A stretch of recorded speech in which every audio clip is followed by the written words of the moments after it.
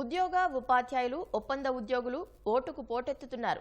Postal ballot వినియోగించుకునేందుకు గంటల తరబడి ఎండల్లో నిరీక్షిస్తున్నారు. ఓటుకు 5,000 ఇస్తామని బేరాలాడుతున్న పార్టీ నేతలకు మీ సేవలు చాలు చిత్తగించండి అని ముఖం మీదే తేల్చేస్తున్నారు.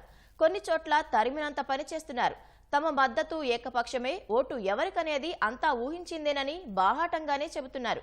మునుపెన్నడూ లేని స్థాయిలో ఉద్యోగ వర్గాలు పోస్టల్ బ్యాలెట్ కు దరఖాస్తు చేసి వినియోగించుకోవడంపై రాజకీయ వర్గాల్లో విస్తృత చర్చ నడుస్తోంది. రాష్ట్రంలో మార్పు మొదలైందనే అభిప్రాయం వ్యక్తమవుతోంది.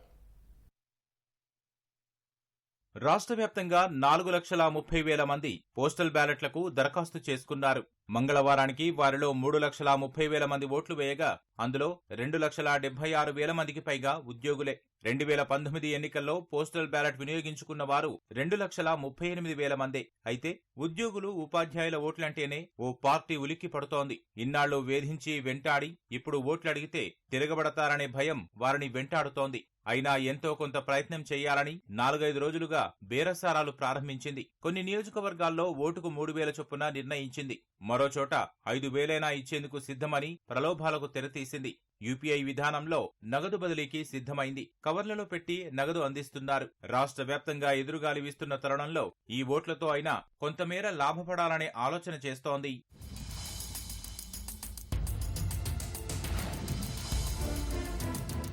పోస్టల్ ఓట్లలో మెజారిటీ సాధించాలని ఆశిస్తున్న ఆ పార్టీ ఎంత బతిమిలాడుతున్నా వారిని దగ్గరకు రానియటం లేదు. పోస్టల్ బ్యాలెట్ ఓట్ల కొనుగోలుకు ప్రయత్నిస్తున్న వారిపై తీవ్రంగా మండిపడుతున్నారు. చీకొడుతున్న ఘటనలు కూడా ప్రకాశం జిల్లాలో వెలుగు చూశాయి. ఒక ఉద్యోగి అయితే ఏకంగా ప్రత్యర్థి పార్టీ కార్యాలయానికి వెళ్లి ఎన్నికల ఖర్చులకు ఉంచారని కొంత మొత్తం ఇవ్వడం చర్చనీయాంశమైంది.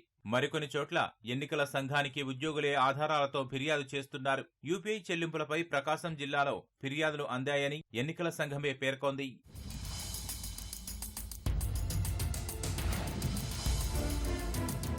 పోస్టల్ బ్యాలెట్ వినియోగించుకునేందుకు ఉద్యోగులు ఉపాధ్యాయులు మండు టెండల్లోనూ ఉత్సాహం కనబరుస్తున్నారు. కొన్ని చోట్ల అధికారులు అటు ఇటు తిప్పుతున్నా ఓపిగ్గా వెళుతున్నారు. ఫామ్ 2 దరఖాస్తు సమర్పించినా వారి పేర్లు ఓటరు జాబితాల్లో ఉండటం లేదు. మరోసారి రావాలని సూచిస్తున్నారు.